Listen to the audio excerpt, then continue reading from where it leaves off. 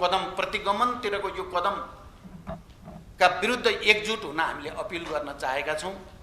मलाई लाग्छ तपाईहरुले यसको मर्मलाई बुझ्नु भएको छ। मैले त अझ पार्टी एकता गराउन पनि पहिलो प्रस्तावक म नै थिएँ।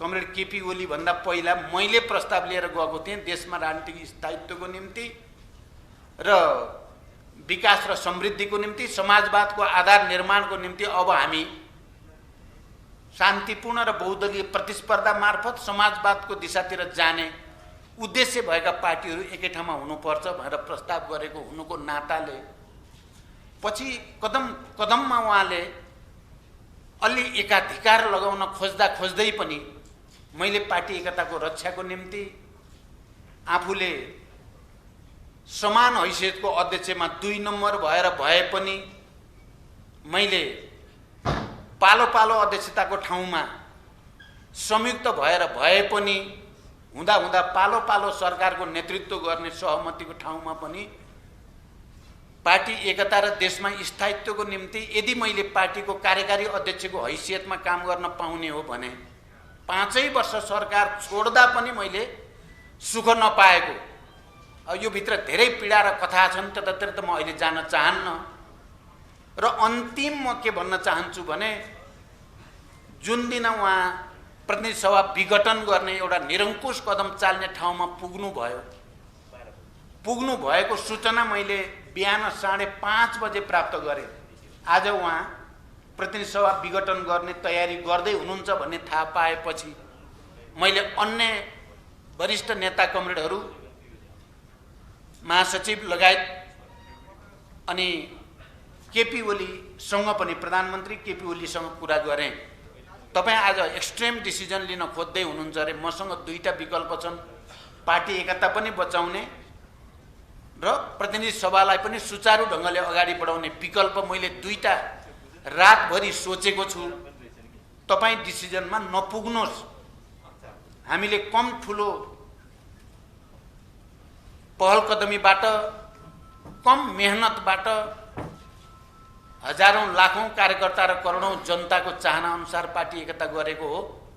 अहिले सजिलै तपाईँ एक्सट्रिम डिसिजनमा नपुग्नुहोस् भने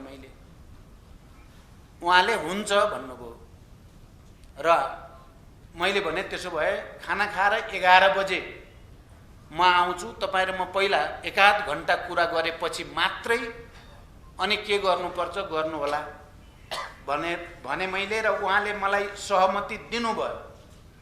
मैले त्यही अनुसार साथीहरूसँग कुरा गर्दै थिएँ र त्यति बेला केपीजी सँगै अहिले नजिक हुनुभएको कमरेड शंकर पोखरेल मसँगै हुनुहुन्थ्यो। हामी सँगै थियौँ कुमलटारमा। तर एकछिन पछि खबर आयो उहाँले त 9:45 मा आकस्मिक रूपले क्याबिनेट बोलाउनु भयो भन्ने खबर आयो र मैले 11 बजे भनेको त उहाँका विरुद्ध अविश्वास प्रस्ताव 10 बजे दर्ता गरेर प्रचण्ड 11 बजे आउन खोजेको भन्ने इल्युजन भनौँ न, भ्रम बनाइयो त त्यहाँ वातावरण। त्यसो भए त्योभन्दा अगाडि नै क्याबिनेट बसेर संसद भङ्ग गर्ने पुग्नु भएको सूचना पाएपछि म 9 बजे अगाडि नै तपाईँ कहाँ आउँछु, 9 बजे अगाडि नै आउँछु।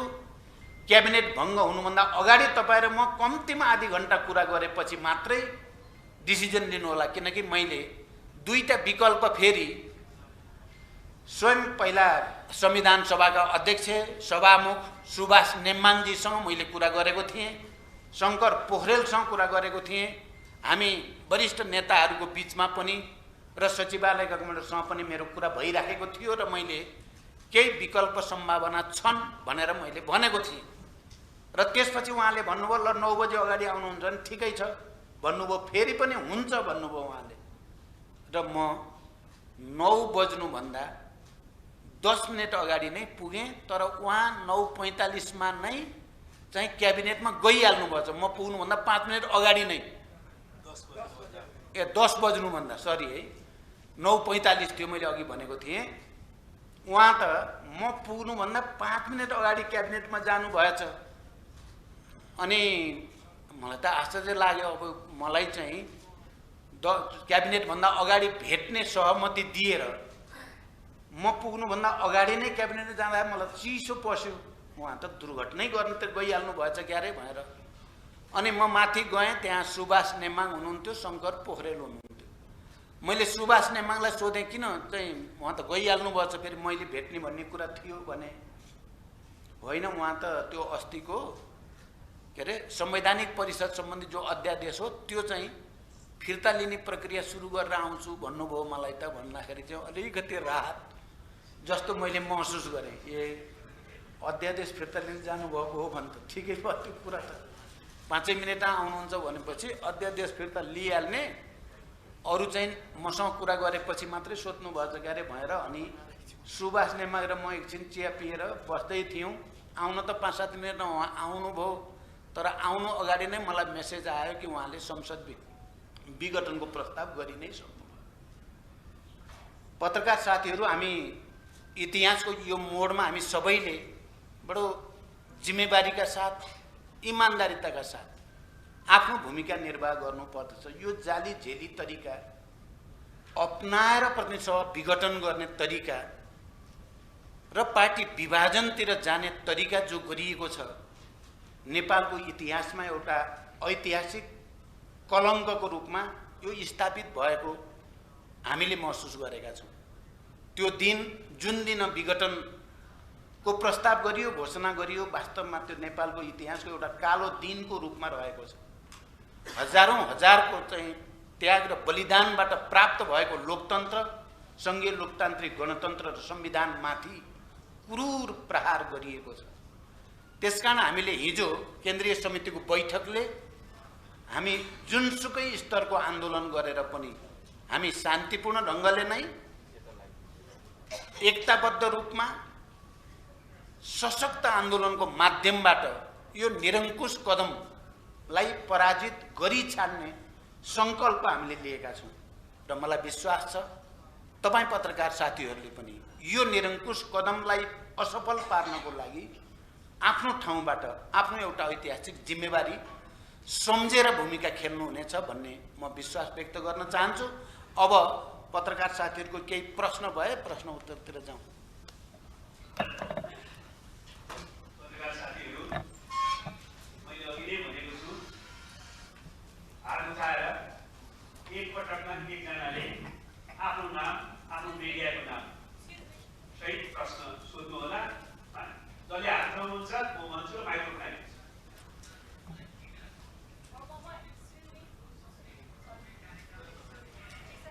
र यो प्रश्नको उत्तर दिने काम मूलतः अहिले अध्यक्ष कमरेड प्रचण्डले सम्बोधन गरिसक्नु भएको छ।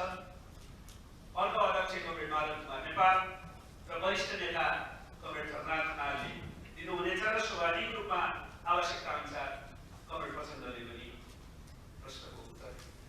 नमस्कार, मेरो नाम मणि धाम हो। तपाईँले दिनुहोस् है त। अध्यक्षले के भन्नुभयो, दुईटा विकल्प भन्नुभएको छ। तबको कारण विकल्प चाहिँ के थियो भन्ने विषयलाई एउटा भन्नुहोस्। र अरू कुरा तपाईँले काम गर्न दिनु भएन, त्यसले गर्दाखेरि म चुनावमा जानु पर्यो भनेर भन्ने कुरा गर्नुभएको छ। त्यो कुरामा यो अवस्थामा आउनु चाहिँ तपाईँहरू पनि आफूलाई जिम्मेवार ठान्नुहुन्छ कि भन्न कति गर्नुहुन्छ? यसलाई मैले भन्नुपर्ने भयो। फेरि सुन्नुहोस् है, म एउटा उत्तर दिँदै जान्छु, नत्र फेरि एकैसाथ थुप्रिँदा अप्ठ्यारो हुन्छ। उहाँले भन्नुभएको मेरो लामो छैन। दुईटा भनेको एउटा ओरिजिनल सहमति हामीले जे गरेका थियौँ पार्टी एकताको बेलामा, त्यसैको वरिपरि जाउँ र पार्टी एकतालाई पनि बचाउँ र अरू यो प्रक्रियालाई पनि बचाउँ भन्ने थियो। त्यसको वरिपरि नै उहाँहरू सुभाष नेमाङ र शङ्करसँग कुरा भइराखेका थियो। एउटा त त्यही बारेमा ठोस अलि लचिलो तरिकाले चाहिँ हामी सहमति गरौँ भन्ने। पार्टीको महाधिवेशन तत्काल गर्न सम्भव हुने भएन, बरु एउटा विशेष सम्मेलन मार्फत तत्काल विशेष सम्मेलन गरेर, जो यो केन्द्रीय समितिको बैठक त हामीले सहमतिले तोकेकै थियौँ, यही केन्द्रीय समितिको बैठकलाई 2-4 दिन यताउता गरेर त्यसलाई विशेष राष्ट्रिय सम्मेलन भनेर त्यस मार्फतबाट समस्याको हल गरौँ भन्ने यो दुईटा प्रस्ताव मेरो थियो। अर्को तपाईँले सोध्नु भएको हाम्रो तर्फबाट भन्ने, यदि हामीले उहाँलाई अप्ठ्यारो, यो कुतर्क हो, हेर्नुहोस्, यो कुतर्क, यो ढाँट तर्क हो। यदि उहाँलाई त्यस्तो थियो भने त उहाँले झन् छिटो सदन बोलाएर सदनभित्रबाट पो समस्याको समाधान खोज्नु पर्थ्यो र हामीले सदनलाई त केही गरिदिएका थिएनौँ।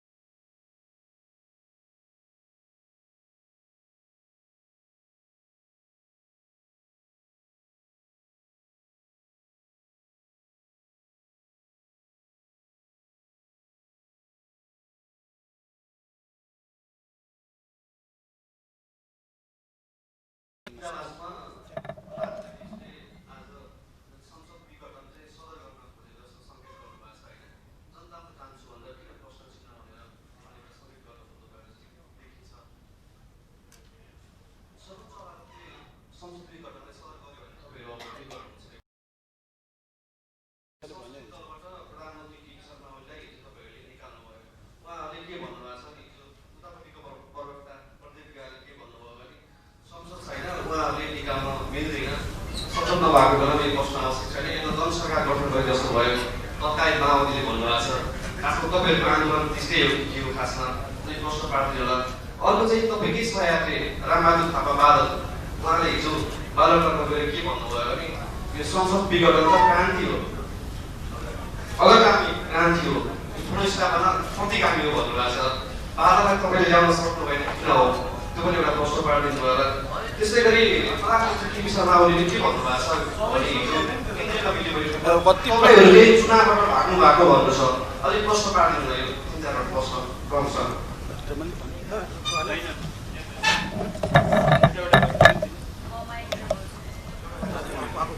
के थियो पहिला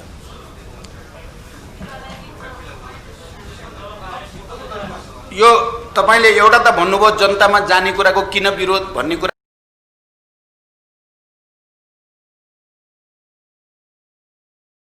मैले पहिले नै जवाब दिइसकेको छु। संविधानमा हुँदै नभएको अधिकार प्रयोग गर्ने अधिकार कहाँबाट प्राप्त भयो भन्ने सवाल मुख्य हो। जनताले 5 वर्षको लागि दिएको हो, त्यसलाई किन बीचमा तुहाउने काम गरियो भन्ने हाम्रो सवाल हो। दोस्रो कुरामा चाहिँ को मान्छे कता जान्छ भन्ने कुरा त सबैले आफ्नो स्वतन्त्र विवेक प्रयोग गर्ने कुरा हो। अब रामबहादुर थापा बादल उता जानुभयो, मलाई त के लागेको छ भने उहाँले यता आउनको लागि तयार पारेको भाषण उता गएर गर्नुभयो जस्तो लाग्छ मलाई। त्यो भाषण सुन्दा यताको केन्द्रीय समितिको लागि दिनको लागि तयार पारे जस्तो छ। शब्दहरू चाहिँ झुक्किएर उता पुग्नु भएर गर्नुभयो होला, पछि आउनुपर्छ उहाँ यहीँ भन्ने ठान्छु म चाहिँ, अरू भन्न चाहन्न। हामी चुनावबाट हामी भागेको भन्ने सवालै यहाँ पैदा हुँदैन। हामीले त संविधानको व्यवस्थाको रक्षा, लोकतन्त्रको व्यवस्थाको रक्षा गर्ने कुरा गरेका छौँ र अहिले संविधान के अरे सदन पुनर्स्थापना मैले भनेको छु र हाम्रो पार्टीले पनि अहिले गरेको निर्णय तपाईँहरूले सुन्नुभयो। हामी जीवित छौँ भन्ने छ, सदन जीवितै छ। 2 जना मान्छेलाई सदन भङ्ग गर्ने अधिकार संविधानले दिएको छैन, संविधानभन्दा माथि कोही हुँदैन। त्यसकारण त्यो कुरा पो मुख्य हो त।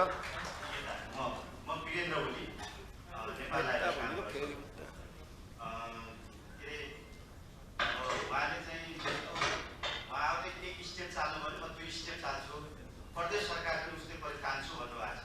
राष्ट्रपति मार्फत अधिकार प्रयोग गरेर एउटा प्रश्न। अर्को प्रश्न के छ भने अदालतदेखि निर्वाचन आयोग सबैतिर सेटिङ मिलाइएको छ बाहिर भन्ने गरिन्छ। आज त्यो रिफ्लेक्सन पनि भयो र उहाँले हिजो भाषण गर्दा के भन्नुभयो भने मलाई एउटा विश्वास छ अदालतले हाम्रै पक्षमा निर्णय गर्नेछ र हामीले अब चाहिँ निर्वाचनको लागि खुट्टा कमाउनु भने हामीले जित्ने पर्छ, हामीलाई हार्ने सुविधा छैन भनेर भन्नुभएको छ। यो 2टा प्रश्नको जवाब दिनु। अब यो सेटिङ के छ भन्ने कुरामा मलाई विश्वास छैन। अहिले म त्यतापट्टि जान पनि चाहन्न। मैले अघि नै भने अदालतले पनि निर्वाचन आयोगले पनि स्वच्छ र निष्पक्ष रूपले संविधानको पक्षमा नै फैसला गर्छ भनेर मैले विश्वास व्यक्त गरिसकेको छु। सम्भवतः केपी ओली कमरेडले आफू जस्तो छु अरू पनि सबै त्यस्तै छन् भन्ने सोध्नु भयो होला, सबै जाली झेली नै हुन्छन्, सबै सेटिङमै चल्छन् भन्ने ठान्नु भएको हो भने ओलीजी तपाईँ भ्रममा हुनुहुन्छ। उहाँले अहिले म एउटा चाल्यो भने 2टा चाल्छु त उहाँले त चाल्नु भयो। हामीले उहाँका गल्ती कमजोरीको आलोचना गरेको उहाँले संसदै भङ्ग गरिदिनु भयो।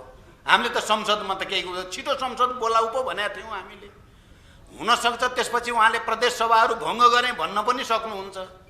यदि त्यसो गर्नुभयो भने त्यसको परिणाम के हुन्छ भने उहाँ सम्पूर्ण रूपले आफू नेपालको इतिहासबाट कलङ्कित भएर ध्वस्त नहुँदासम्म उहाँले मूर्खता गरिराख्ने बाहेक केही हुने छैन। उहाँ सफल हुने यो यात्रा होइन भनेर म प्रश्न गर्न चाहन्छु।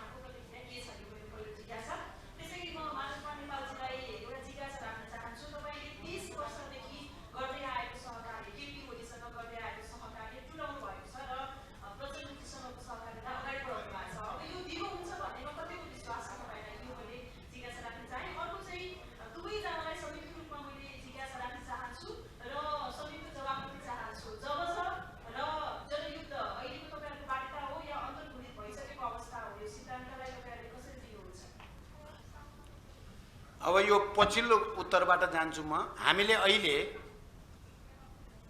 एकताको बेलामा हामीले राजनीतिक प्रतिवेदन जो पारित गरेका छौँ र विधान जुन पारित गरेका छौँ हामी त्यही अनुसार चल्ने कुरामा हामी प्रतिबद्ध छौँ। त्यहाँ हामीले व्यवस्था गरेको जनताको जनवाद जुन समाजवाद उन्मुख हुनेछ भनिएको छ त्यो लाइनमा हामी एकमत छौँ, दृढ छौँ र आउने महाधिवेशनमा त्यसलाई अझ विकसित र परिमार्जन गर्ने कुरामा पनि हामी प्रष्ट छौँ। त्यसकारण हाम्रो एकता दिगो हुन्छ भन्ने कुरो त्यो प्रमाण हो। केपीजीसँग हाम्रो नमिलेको के हो भने उहाँले कहिल्यै पनि राजनीतिक प्रतिवेदनमा तयार पारित गरिएका मान्यताप्रति उहाँ इमान्दार रहनु नै भएन। तपाईहरुले हेर्नुभयो भने कथित एउटा फाउन्डेसनको नाममा उहाँले जहिले पनि जबज भनेर अभियान चलाइराख्नु भयो र राजनीतिक प्रतिवेदनमा गरिएको कार्यदिशा सम्बन्धी निर्णयलाई मान्नु भएन। उहाँ पार्टी एकता भएपछि तपाईहरुले राजनीतिक प्रतिवेदनमा हेर्नुभयो भने जनताको बहुदलीय जनवाद र मदन भण्डारीको भूमिका बारे उच्च मूल्याङ्कन गरिएको छ। त्यस्तै माओवादी जनयुद्ध माओवादी आन्दोलनले खेलेको भूमिकाको पनि उच्च मूल्याङ्कन गरिएको छ र प्रचण्डको बारेमा पनि मूल्याङ्कन गरिएको छ। त्यो कुराप्रति कमरेड केपी ओली कहिल्यै इमान्दार रहनु भएन। त्यसकारण अब पनि त्यस्तै हुन्छ भन्ने मिल्दैन। एउटा तपाईको दोस्रो प्रश्नको उत्तर पहिलो तपाईले भन्नुभयो भने हामीले गर्दा भन्ने कुरा यो दिउँसै रात पार्ने भने जस्तो कुरा हो। मैले अघि भने नि अब यो भन्यो भने धेरै छन् हेर्नुस् कथाहरू है। अघि मैले भने बराबरी हैसियतको अध्यक्षता, आलो पालो अध्यक्षता, आलो पालो सरकार उहाँ मैले सताएर उहाँले छोडे हो कि उहाँले सताएर मैले छोडेको हो भनेर तपाईहरुले हेर्नुभयो भने छ्याङ्गै देखिन्छ। हामीले होइन, उहाँले हो पार्टी एकताका विरुद्ध गतिविधि गर्ने। त्यति मात्रै होइन, गत साल केन्द्रीय समितिको बैठक राष्ट्रिय सभागृहमा भएको थियो। तपाईँ पत्रकारहरूले पनि राम्रो देख्नु भएको थियो। त्यो बैठकको अध्यक्षता मैले गरेको थिएँ र त्यो 5 दिन चलेको त्यो बैठक ऐतिहासिक बैठक थियो, सफल बैठक थियो। त्यो बैठक पछि नै केपी नजिकको भनिएका साथीहरूको एउटा गुटको भेला पशुपति प्लाजा गौशालामा भेला गरेर अब प्रचण्डले लाने भयो, खानी भयो पार्टी। अब प्रचण्डका विरुद्ध र माओवादीहरूका विरुद्ध अभियान चलाउन पर्यो। बरु पूर्व एमाले जतिलाई एक ठाउँमा गर्न पर्यो भनेर माधवजीलाई फकाउन त्यो बिचा धेरै मेहनत गरेको। तर माधवजी होइन, जे हामी एकताको बेलाको प्रतिबद्ध त्योभन्दा दायाँ बायाँ हुन हुन्न भनेर माधवजीले अडान लिएपछि 2 महिना 3 महिना बल गर्दा नि केही सिप नलागेपछि अनि उहाँले प्रचण्डलाई त मटिया मेट पारिदिन्छु भन्ने मान्यता अनुसार तपाईहरुले सुन्नु भएको छ नि कुर्सी कथा कुरा भन्नु हो त मेरो कुर्सी नै अध्यक्षबाट हटाउनु भयो। उहाँले अध्यक्ष अगाडिपट्टि बसिन्छ नि अध्यक्षता, दुईटा अध्यक्षको अगाडि हुन्थ्यो, उहाँ चाहिँ ले हटाउनु भयो। मैले बैठक सफल पारे बापत। अनि माधवजीले भन्ने गर्नुहुन्छ, अहिले पनि सायद भन्नु होला, म भयो त त्यो कुर्सी हटाएपछि कुर्सी लिएर गएर केपीको कुर्सी उता हटाउनुहोस् भन्थे भन्नुहुन्छ माधवजीले। म त लुत्रुक्क परेर कुरा भन्नुभयो त चाहिँ अब उहाँले जहाँ राखिदियो कुर्सी त्यहीँ गएर बसेँ। तर मैले फेरि के भने त केपीलाई त्यति बेला भने म दुईटा अध्यक्षको अगाडिपट्टि कुर्सी हुँदा तपाईँतिर थिएँ, तपाईँले मलाई अरू 7 जना चाहिँ सचिवालयका सदस्यतिर धकेलिदिनु भयो, तपाईँलाई धन्यवाद भने मैले चाहिँ कुरा बुझ्नुभयो त। मेरो यता मोर्चा बन्यो क्या, अब यो रियल विद्रोहीहरूको मोर्चा भयो क्या। यो पीडितको मोर्चा भने पनि हुन्छ, यसलाई विद्रोही मोर्चा भने पनि हुन्छ, यो जनताको मोर्चा भने पनि हुन्छ, यो विचारको मोर्चा मार्क्सवादी मोर्चा भने पनि हुन्छ। त्यसकारण यो मैले दुःख दिएको हुनाले भन्ने कुरा उहाँले चाहिँ जसरी भन्ने गर्नुहुन्छ नि, कहिलेकाहीँ यो बुर्जुवा प्रवृत्तिको एउटा के हुँदो छ विशेषता भने कुरा चाहिँ मिठोसँग गर्ने तर भित्र चाहिँ छुरा चाहिँ रोप्ने, यस्तो हुनुहुँदो रहेछ क्या हाम्रो केपीजी। कुरा बोल्नुभयो त, उहाँले भन्नुहुन्छ नि म भ्रष्टाचार गर्दिनँ, गर्न पनि दिन्न, गर्नेलाई देख्न पनि सक्दिनँ भन्नुहुन्छ, गर्नेलाई मजाले संरक्षण गर्नुहुन्छ फेरि भित्रबाट चाहिँ। त्यस्तै हो यो कुरा पनि। ल मैले सकेँ, अब माधवी बाँकी सारा मैले गर्ने के प्रश्न? अब सहकारीको लामो जाला त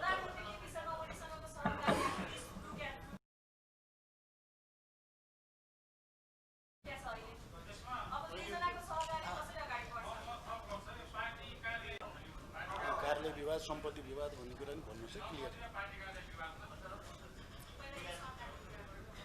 पत्रकार साथीहरू, सबैभन्दा पहिले त यो सहकारीकै कुरा गर्नुभयो, त्यसकारणले मैले तपाईँहरूलाई बताउनै पर्ने हुन्छ। केपी ओलीसँगको मेरो सहकार्य तपाईँले भने जस्तो 30 वर्ष होइन, 49 वर्ष भयो। दिपाको उमेर कति भयो? 49 वर्षदेखिको सहकार्य। कमलसँगको सहकार्य पनि 30 वर्ष होइन, 35 वर्षदेखिको सहकार्य। कति उमेर भयो? 35 भन्दा बढी नै भएको छ भनेपछि सहकार्यको त लामो कथा छ। यी कुर्सीका कथाहरू पनि लामा छ। राजा वीरेन्द्रको समयको कुर्सीको कुरा पनि सन्दर्भ छ, तर अहिले म भनिराखेको छ। ज्ञानेन्द्रको समयको पनि कुर्सीको कथा छ। मैले त्यसमा प्रश्न खडा गरेका थिएँ, जापानको बादशाहको उदाहरण प्रस्तुत गरेका थिएँ मैले। किनभने सबै चिजले अहङ्कार पैदा गरिरहेछ। यो फोटोले अहङ्कार पैदा गर्ने, ठुलो कुर्सीले अहङ्कार पैदा गर्ने, पदले अहङ्कार पैदा गर्ने। तर पदमा भइसकेपछि विनम्रता चाहिन्छ। यो विनम्रताबाट उहाँ च्युत हुनुभयो, उहाँमा अहङ्कार पैदा भयो। पावर करप्ट्स द पिपल भनिन्छ र तपाईँलाई थाहा छ एब्सोल्युट पावर करप्ट्स एब्सोल्युटली भनिन्छ। यसै पनि पावर भन्ने एउटा यस्तो चिज हो जसले मान्छेलाई या त आर्थिक रूपमा भ्रष्ट बनाउँछ या अन्य हिसाबले उसलाई अहङ्कारी बनाउँछ। र हाम्रो केपी शर्मा ओली एउटा जिउँदो जाग्दो उदाहरण हुन्छ। कम्युनिस्ट विचारबाट, कम्युनिस्ट आचरणबाट, कम्युनिस्ट शैलीबाट, कम्युनिस्ट तौर तरिकाबाट उहाँ विचरणको बाटोमा, पतनको बाटोमा। र सम्झेँ मैले हाम्रो देशमा यो गोर्बाचोभको जन्म त हुन गइरहेको छ छैन। गोर्बाचोभले सोभियत सङ्घको आन्दोलन, कम्युनिस्ट पार्टीलाई, कम्युनिस्ट आन्दोलन सिद्ध्याइ नै लिए। र हेर्दै जानु होला केपी शर्मा ओलीजीले कम्युनिस्ट आन्दोलन कुन दिन सिद्ध्याइदिने हो। अहिले त कमजोर पार्ने अभियानमा जुट्नु हो उहाँ। कम्युनिस्ट आन्दोलनलाई कमजोर पार्दै पार्दै धराशायी पार्ने ठाउँमा जुट्नु भएको छ।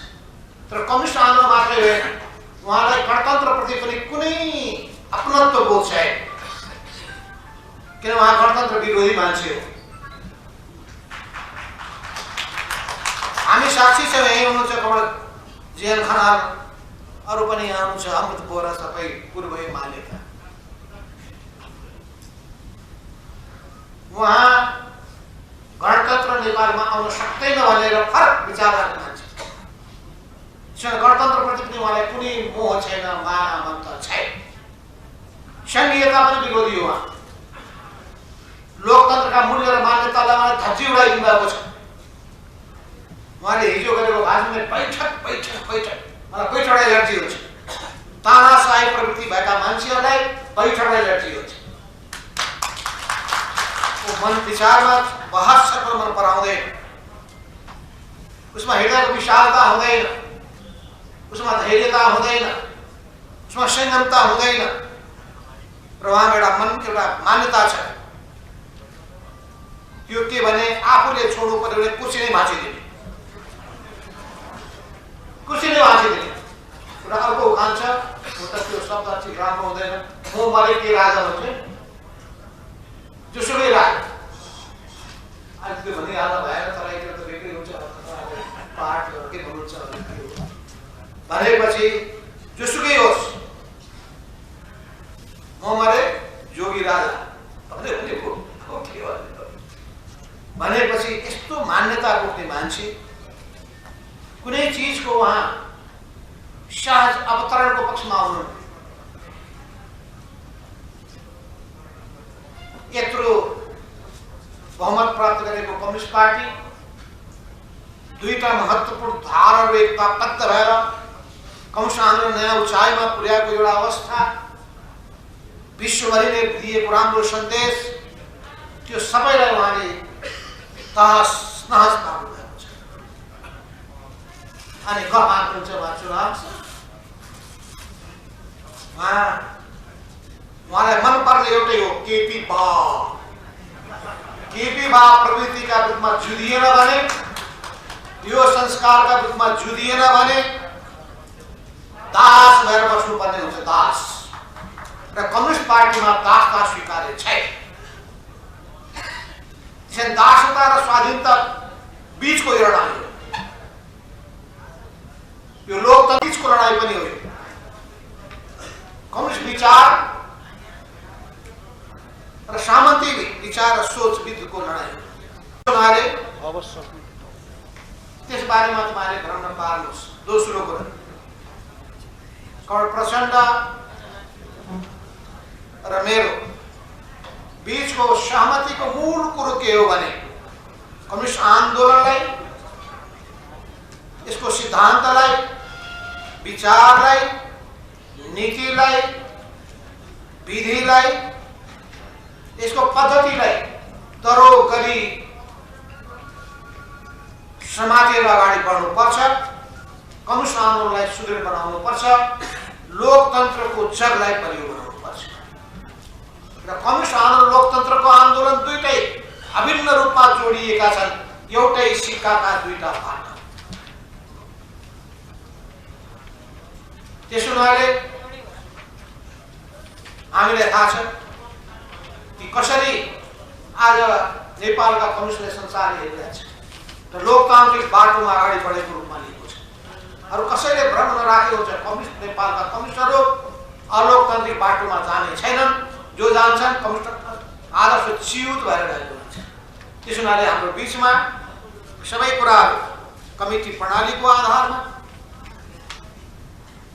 पार्टीको सिद्धान्तको आधारमा, विधिको आधारमा हामी गर्नेछौँ। स्वाभाविक रूपमा हामी आपसी विश्वास र सहमतिलाई पनि ध्यानमा राखेर जानुपर्छ। तर विधिलाई मिचेर जाने कुरा हुँदैन, किन व्यक्ति प्रमुख होइन। कम्युनिस्ट पार्टीमा कमिटी प्रमुख हुन्छ, कमिटी प्रणाली प्रमुख हुन्छ। त्यसोले यो एकता कहिलेसम्म वर्तमानले चिन्ता राख्नु त भएको होला, किन अर्को पक्षले खर्च गरिरहेका छन्। अब पाउला माधव नेपालको स्वाद भनेर भनिरहेका होलान्, उहाँलाई त्यसै भनेका होलान्। माधव नेपालबाट बल्ल स्वाद पाउला प्रचण्ड भनिरहेका होलान्, उहाँलाई के सुनाएका होलान् भने कोही लडाउनेहरू कथा। त्यसमा हामी राम्रो ढङ्गले एकताबद्ध भएर विगतका कमी कमजोरीलाई मूल्याङ्कन गरेर सिङ्गो कम्युनिस्ट आन्दोलनको, सिङ्गो लोकतान्त्रिक आन्दोलनका कमी कमजोरीलाई ध्यानमा राखेर अगाडि बढ्नेछौँ। सुविचारित रूपमा अगाडि बढ्नेछौँ, न्यायोचित ढङ्गले अगाडि बढ्नेछौँ, विधिसम्मत ढङ्गले अगाडि बढ्नेछौँ। देशलाई पनि न्याय, समाजमा पनि न्याय, पार्टीमा पनि न्याय, यही न्यायोचित व्यवस्था स्थापना गर्न हामी लागेका छौँ। पत्रकार साथीहरू सम्पत्तिको बारेमा पनि कुरा एकदम क्लियर छ। आधिकारिक पार्टी नेपाल कम्युनिस्ट पार्टी नेकपा हो। नेकपाको नाममा भएका जति पार्टी कार्यालयहरू छन्, सम्पत्तिहरू छन्, त्यो नेपालको हुनेछ, हाम्रो हुनेछ। जहाँसम्म अरू कसैका प्राइभेट कम्पनीहरू छन् भने त्यो प्राइभेट कम्पनीको सम्पत्ति हामी लिँदैनौँ, कुदै रहोस्। अब हामी छिटै सक्नेतिर जाँदैछौँ। हाम्रो ईश्वरजीले अघि हात उठाउनु भएको छ, विनुजीले हात उठाउनु भएको छ। दुईजनालाई मैले सबैलाई नमस्कार। म रुकान्तबाट ईश्वर बराल। पहिलो कुरा यहाँलाई शुभकामना छ भर्खर स्वयंको गरेर अगाडि बढिरहनु भएको। दोस्रो कुरा चाहिँ यो पत्रकार साथीहरूलाई मलाई पनि के भएको थियो भने पार्टी फुट्या हो कि औपचारिकबाट त्यसको आन्सर एउटा दिनु होला। अनि अर्को चाहिँ यो प्रधानमन्त्री केपी ओलीले होमवर्क दिने, तपाईँको होमवर्क पुरा गर्न लाग्ने भने चाहिँ एउटा काम गरिदिनु भयो, तपाईँको फेरि सडकमा कहिले कता तपाईँको काउन्टर स्ट्राटेजी खै। तेस्रो कुरा चाहिँ तपाईँहरूले काम गर्न नदिएको भन्ने उहाँको चाहिँ भनाइ छ। अब यद्यपि चाहिँ त्यसको चाहिँ गत वर्षदेखि तपाईँले भैँसी पार्टीमा निरन्तर गठबन्धन गरेर यो चाहिँ सरकार ढलाउने, अध्यक्षबाट हटाउने जुन तपाईँहरूले चाहिँ निरन्तर गरिरहनु भएको थियो, तेस्रो कुरा यो। अनि चौथो कुरा इम्पोर्टेन्ट कुरा के हो भने कमरेड प्रचण्ड र माधव नेपालले पनि भन्नुभयो केपी ओली पहिल्यैदेखि चाहिँ जनताको परिवर्तन, जनताले ल्याएको परिवर्तन विरोधी मान्छे हो। अनि गठबन्धन कसरी बन्यो, पार्टी कसरी बन्यो, यहाँनिर तपाईँले आत्मालोचना गर्नुपर्ने हो कि होइन, यो चार हो। Thank you.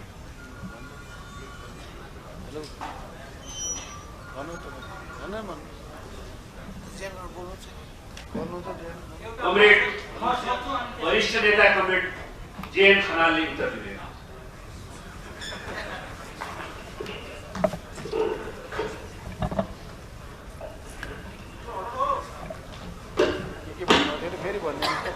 तपाईँको प्रश्न एकैबाट सोध्नु। पहिलो औपचारिक रूपमा पार्टी फुटेको हो कि होइन, घोषणा किन भएको छैन? नेपाल कम्युनिस्ट पार्टी नेकपालाई फुटाउनुको लागि अहिलेको संविधानले पनि दिँदैन, अहिलेका कुनै ऐन कानुनले पनि दिँदैन। त्यो फुटाउनुको लागि कम्तीमा पनि केन्द्रीय कमिटीमा 40% हुनु पर्यो, संसदीय दलमा 40% हुनु पर्यो। संसद विघटन भएको अवस्थामा कम्तीमा पनि पार्टी केन्द्रीय कमिटीमा 40% नभइकन कसैले पनि फुटाउन सक्दैन। चोइटिने कुरा बेग्लै हो। रुख्दा पनि बोक्राहरू निस्किन सक्छन्। त्यस्ता बोक्रा निस्किँदाखेरि रुख ढलेको भन्न मिल्छ? मिल्दैन। त्यसकारणले अहिले जुन खालको बोक्रा निस्किएको छ, पार्लियामेन्टमा भेला भएको बोक्रा मात्रै हो। हाम्रो पार्टी जस्ताको तस्तै छ। नेपाल कम्युनिस्ट पार्टी नेकपा जस्ताको तस्तै छ। अर्को प्रश्न भन्नु। अर्को काउन्टर स्ट्राटेजी खोइ तपाईँहरूको होमवर्क उहाँले दिनुहुन्छ, तपाईँले होमवर्क गर्नु व्यस्त। हाम्रो पार्टी राष्ट्रव्यापी रूपमा इन्ट्याक्ट छँदैछ। हामी वार्डसम्म पनि हामी सङ्गठित छौँ। त्यो सङ्गठित भएका केही मान्छेहरू त्यसरी चोइटिएर गयो भने त्यसलाई आवश्यकता अनुसार हामी पुनर्गठन गर्छौँ। अब जिल्ला स्तरका भेलाहरू, वार्ड स्तरका भेलाहरू सबै कुराको निम्ति अहिले केन्द्रीय कमिटीको बैठकले निर्णय गरेको छ। अघि प्रवक्ताले तपाईँहरू समक्ष प्रस्तुत गरिसक्नु भएको छ। त्यसअनुसार हामी राष्ट्रव्यापी रूपमा अगाडि बढाउँछौँ। गठबन्धन तपाईँहरूले पनि बनाउनु भएको थियो नि त। हामीले गठबन्धन गरेनौँ। हामीले कमरेड केपी शर्मा ओलीलाई पटक पटक हामीले पार्टीका बैठकहरू राख्नुको लागि भन्यौँ। पार्टीका बैठकहरू किन पनि जरुरी हो भने तपाईँलाई थाहा छ वीरगञ्जमा हाम्रो आफ्नै पार्टीका एकजना कार्यकर्ताहरूको निर्ममतापूर्वक हत्या भयो। त्यो हत्या भइसकेपछि गम्भीर केही प्रश्नहरू थिए। त्यस्तै कर्णाली प्रदेशमा चाहिँ अविश्वासको प्रस्ताव राखियो। हाम्रै पार्टीको सरकार भएको बेलामा अर्को प्रश्न उठ्यो। अनि भारतको गुप्तचर विभागका प्रमुख, गुप्तचर संस्थाका प्रमुख नेपालमा आए। आधा रातमा हाम्रो देशका प्रधानमन्त्रीलाई भेटे। किन आए अहिलेसम्म नेपाली जनतालाई थाहा छैन। कसले बोलायो त्यो पनि थाहा छैन। यस्ता यस्ता कुराहरू भएपछि हामीले तुरन्त बैठक गर्नु पर्यो। त्यो बैठकबाट छलफल गर्नु पर्यो भनेर हामीले चाहिँ भन्यौँ। तर बालुवाटारमा रहनुभएका प्रधानमन्त्री केपी ओलीले कसैको कुरा सुन्नु भएन। हामीले अर्का अध्यक्षलाई भन्यौँ तुरन्त बैठक बोलाउनुहोस्। उहाँले बैठक बोलाउन अनेक कोसिस गर्नुभयो तर बैठक बोलाइएन। त्यो बैठक नबोलाएपछि हामी भैँसे पार्टीमा भन्दा पनि भैँसे पार्टीमा त अलि पछि अगाडि भेला भएका हौँ। हामी त्यहाँदेखि खमलटारमा भेला भयौँ। 5 जना हामी त्यहाँ बसेकै हौँ। बसेर हामीले छलफल गरेका हौँ। पार्टीका बैठकहरू अविलम्ब गर्नु पर्यो भनेर हामीले भनेका हौँ। हामीसँग 2टा अध्यक्ष भएपछि एउटा अध्यक्षसँग भेट्नै नमिल्ने, भेट्नै नसकिने, फोनै नउठ्ने अनि अर्को अध्यक्षलाई भन्नुभएको अरू के विकल्प थियो? त्यसलाई कसैले गठबन्धन मान्न सक्दैन। त्यो गठबन्धन होइन, पार्टीको विधि अनुरूप चलौँ भन्ने हामी सबैको आग्रह। अन्तिममा अध्यक्ष प्रचण्डलाई एउटा केपी ओली परिवर्तन विरोधी हुन् भन्ने बल्ल थाहा भयो तपाईँहरूलाई?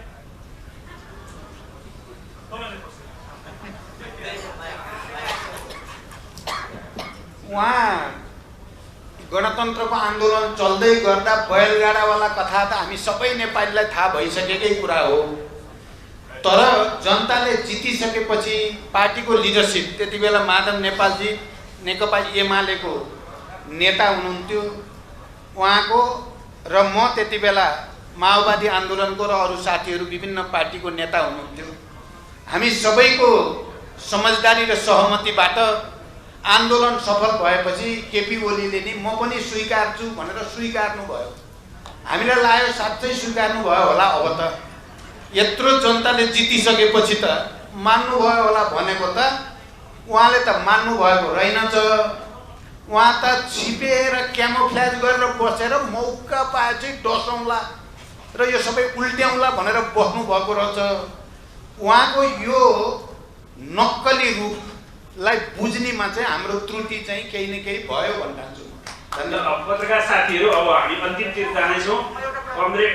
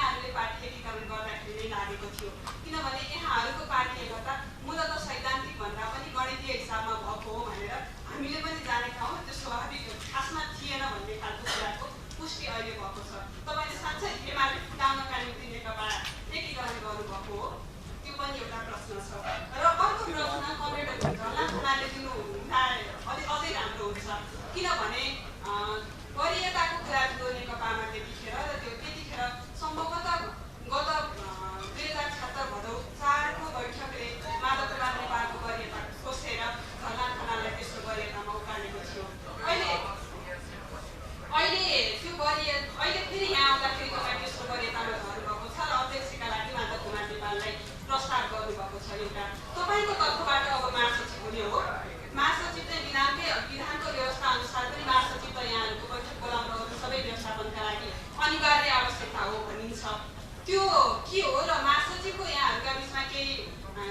चाहिँ नमिलेको हो भन्ने कुरा पनि बाहिर आएको छ, त्यसलाई पनि भ्रष्ट पार्दिनु होला। धन्यवाद। प्रश्न चाहिँ अब अलि धेरै धेरै भयो जस्तो लाग्छ है। मलाई मेरो नाम चाहिँ अब जनयुद्ध शान्ति प्रक्रिया संविधान सभाको क्रममा पटक पटक गल्ती गर्ने र गल्तीको आत्मालोचना गर्ने फेरि गल्ती गर्नेको रूपमा पनि चिनिन्छ। म जनयुद्धको बेलामा कहीँ कारबाही पार्टीको नीतिभन्दा बाहिर भयो भने गल्ती भयो भनेर वक्तव्य निकालेरै आत्मालोचना गर्थेँ। म शान्ति प्रक्रियामा आएपछि पनि पहिलोचोटि मैले केही गल्ती गरेँ भनेर सार्वजनिक रूपमा तपाईँहरूको अगाडि नै भनेको छु। त्यसकारण तपाईँहरूले अहिले हेर्नुभयो भने त्यो 19 पृष्ठ लामो मैले जो प्रस्ताव पेश गरेको छु त्यहाँ पनि मैले आत्मालोचना गरेको छु। के भनेर गरेँ, मेरो गल्ती के भयो यो पटक त भने केपीजीसँग पार्टी एकताको बेलामा गरेका सहमति, चाहे आलो पालो अध्यक्षको कुरा होस्, चाहे आलो पालो प्रधानमन्त्रीको कुरा होस्, चाहे तपाईको अन्य चाहिँ लिडरसिपसँग सम्बन्धित व्यवस्था होस्, सजिलै छोड्दै हिँड्नु मेरो गल्ती भयो। मैले सुरुदेखि भएको सहमति अनुसारै चल्नुपर्छ भनेर उहाँको जिद्दीको अगाडि पार्टीको लागि छोडिदिन्छु नभनेको भए सायद यो स्थिति हुँदैन थियो कि। मैले उहाँले कहिले मिठोसँग भन्ने मैले भने नि, उहाँले मिठोसँग भन्नुहुन्छ कहिले काहीँ मलाई भन्नुभयो, हेर्नुहोस् कमरेड, जे भए पनि मैले 3टा भोटा तपाईँभन्दा बढी फटाएको छु, म 3 वर्ष जेठो छु भनेपछि म फुरुङ्ग परेर ल भइहाल्यो त 3 वर्ष जेठोलाई 1 नम्बर मानिदिन्छु भनेर 1 नम्बर मानिदिएँ मैले। अर्को पटक कमरेड पालो पालो अध्यक्ष त छोडौँ, अब हामी सँगै छँदैछौँ, दुइटै एक भइहालियो, संयुक्त गरौँ भनेर मलाई फर्के किनाराको साक्षी राख्दा नि म मानिहाल्ने, छोडिदिइहाल्ने। अनि कमरेड अब तपाईँ कार्यकारी अध्यक्ष हुनुहोस् भनेर उहाँले कार्यकारी अध्यक्षमा सहमति गरेपछि त्यसो भए तपाईँ 5 वर्ष प्रधानमन्त्री हुनुहोस् भनेर मैले छोडिदिइहाल्ने। त्यहाँदेखि यो छोडिदिइहाल्ने गल्ती मैले गरेँ यो विचार, जुन कारणले केपीमा जनपछि जन अहङ्कार, जनपछि जन दम्भ, जनपछि झन निरङ्कुश हुने स्थिति बन्यो। त्यही मेरो कमजोरी हो साँच्चै भनेको, त्यो दस्तावेजमा लेखेको पनि छु मैले। त्यसकारण कमजोरीको कुरा त्यही हो। अर्को के भन्नुभयो थियो अरे?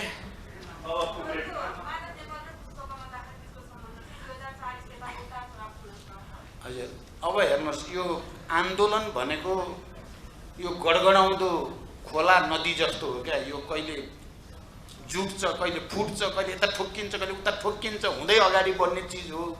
कम्युनिस्ट आन्दोलन भनेको झन् त्यस्तै आन्दोलन हो। माधवजी र मेरो पञ्चायत विरोधी आन्दोलन 40 को दशकदेखि हामी पञ्चायत विरोधी आन्दोलनमा सहकार्य गर्नेबाट सुरु भएको धेरै बैठकहरू, कहिले हामीले आयोजना गर्ने, कहिले उहाँले आयोजना गर्ने गरेर पञ्चायत विरोधी आन्दोलनलाई सशक्त बनाउने बेलादेखि नै हामी एकअर्काप्रति निकट हुँदै गएको स्थिति हो। त्यसपछि जनयुद्धको बेलामा 2-3 वर्षपछिदेखि उहाँ र म लगातार भूमिगत रूपमा भेट्ने, छलफल गर्ने र यो युद्धलाई शान्तिमा कसरी बदल्न सकिन्छ भन्ने बारेमा र यो आन्दोलनलाई गणतन्त्रसम्म कसरी लान सकिन्छ भन्ने बारेमा लगातार उहाँ र मेरो बिचमा यति धेरै बैठक भए तपाईहरुलाई अनौठो लाग्छ अहिले भन्दाखेरि। भूमिगत जनयुद्ध मेरो टाउको मूल्य तोकिँदा पनि उहाँ र म बकाइदा भेटेर लामो लामो छलफल गर्थ्यौँ। उहाँसँग उहाँले वामदेव गौतम र युवराज गेवाली दुईजनालाई रोल्पा पठाउनु भयो। रोल्पामा बसेर पहिलो सम्झौता हामीहरू दुईटा पार्टीको बिचमा भयो। केपी ओलीले त्यो सम्झौता गरे बापत वामदेवलाई कारबाही गर्ने कुरा गर्नु भएछ। माधवजीले मैले पठाएको के को कारबाही गर्ने भनेपछि मात्रै त्यो विवाद त्यहाँ साम्य भएछ। हाम्रो यो खालको सम्बन्ध पनि हो। अनि 12 बुँदे समझदारी बनाउने बेलामा, शान्ति सम्झौता गर्ने बेलामा, संघीय लोकतान्त्रिक गणतन्त्र घोषणा गर्ने बेलामा हामी ऐतिहासिक राजनीतिक मोडमा हामी एकै ठाउँमा छौँ। तर दुईटा अलग अलग पार्टी हुँदा, एउटा युद्धमा एउटा शान्तिमा, एउटा जनयुद्धमा एउटा जनआन्दोलनमा हुँदा स्वभावैले प्रतिस्पर्धा र कहिलेकाहीँ कटुता हाम्रो बिचमा भएन भन्ने कुरा होइन। तर त्यो कटुता रणनैतिक खालको थिएन, कार्यनैतिक खालको थियो, खास खास विषयमा हुन्थ्यो। तपाईँलाई म यो भन्छु, मसँग झन्डै तपाईँको 50 वर्षदेखि सहकार्य गरेको बादलजीको हिजो हालत देख्नु भएन? यस्तो पनि त हुन्छ। ल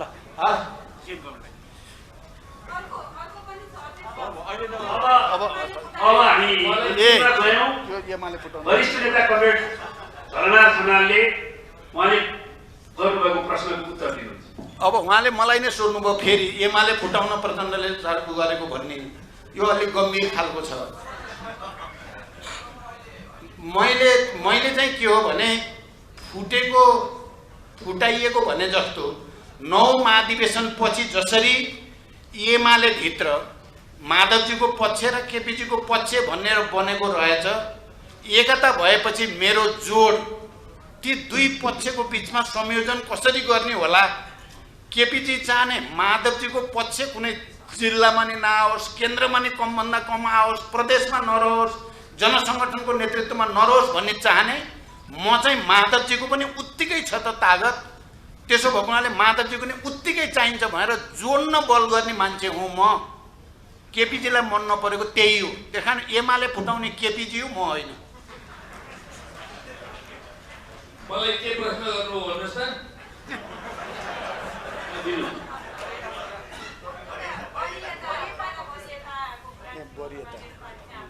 चौथो यो माधव जिल्ला अध्यक्ष तपाईलाई थाहा छ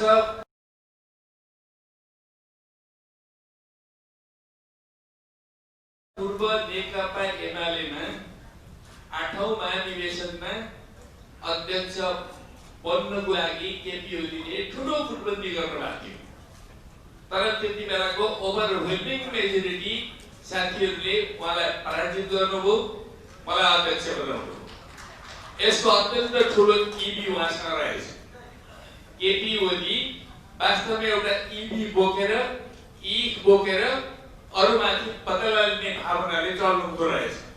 कुनै पनि कम्युनिस्ट त्यसरी चल्न मिल्दैन, कसैले पनि त्यसो गर्नु हुँदैन। तर उहाँ चाहिँ गोमन साप जस्तो, गोमन सापको तपाईँलाई कथा थाहा छ कि छैन? गोमन सापलाई कसैले हिर्कायो इत्यादि गरेर गोमन साप आग्यो भने त्यति बेला जो उसले देखेको हुन्छ त्यो फोटो उसको दिमागमा बस्दो रहेछ।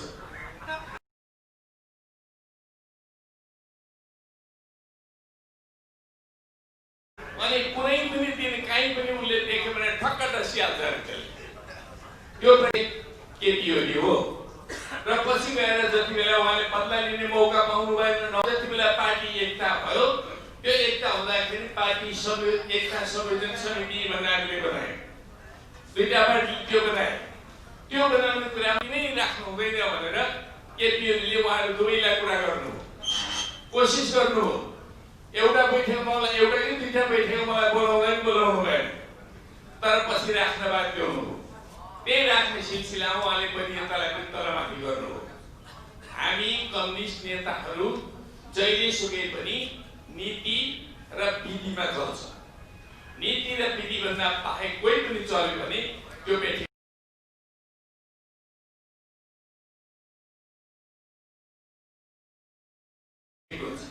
त्यति बेला वरियतालाई तलमाथि गर्ने कुरा बैठक भएको थियो।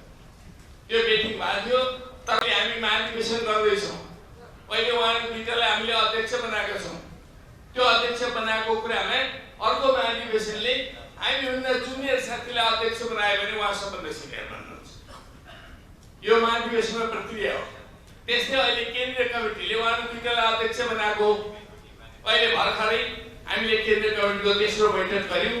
तेस्रो बैठकले कमरेड कुमार नेपाललाई अध्यक्ष सर्वसम्मतको पनि चुन्यो। सर्वसम्मत अध्यक्ष बनाएपछि अब अध्यक्ष भन्दा माथि सिनियर भए पनि बस्नु मिल्दैन। तपाईँ कामले इत्यादिले अनेक ढङ्गले सिनियर हुनु होला, तर चाहिँ त्यो पद नै त्यस्तो पद हो, त्यो आफ्नो सिनियर हुन्छ, सिनियर मोस्ट हुन्छ।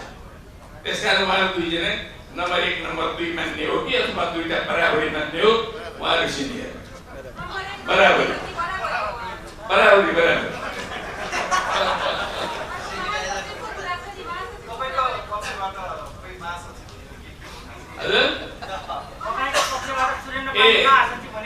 हाम्रो पक्ष विपक्ष भन्ने केही पनि छैन। अब नेपाल कम्युनिस्ट पार्टी नेकपाको तर्फबाट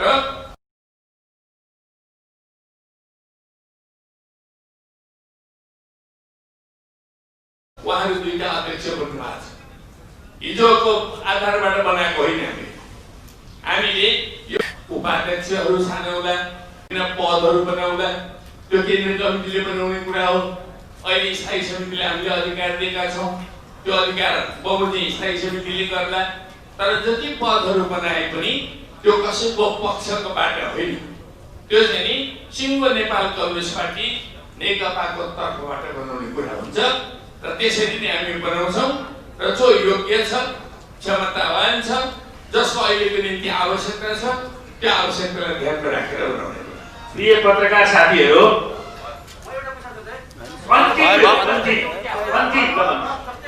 नेकपामा दुईटा अध्यक्ष हुँदाखेरि समस्या आएर यहाँसम्म आइपुग्नु भयो। अहिले यहाँले चाहिँ तेस्रो केन्द्रीय कमिटीबाट चाहिँ दुईटा अध्यक्ष चयन गर्नु भएको छ।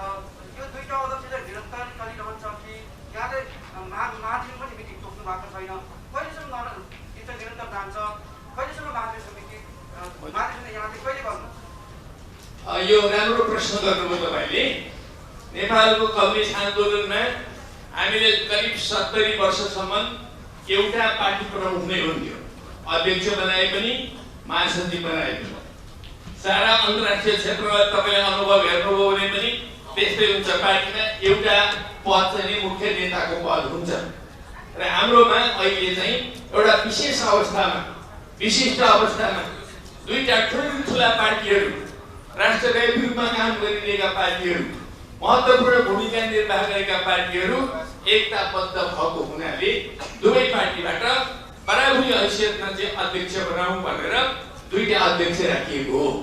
त्यो दुईटा अध्यक्ष कमरेड पुष्पकमल र चाहिँ कमरेड केपी ओली हुँदा पनि बराबरी अध्यक्ष भएन।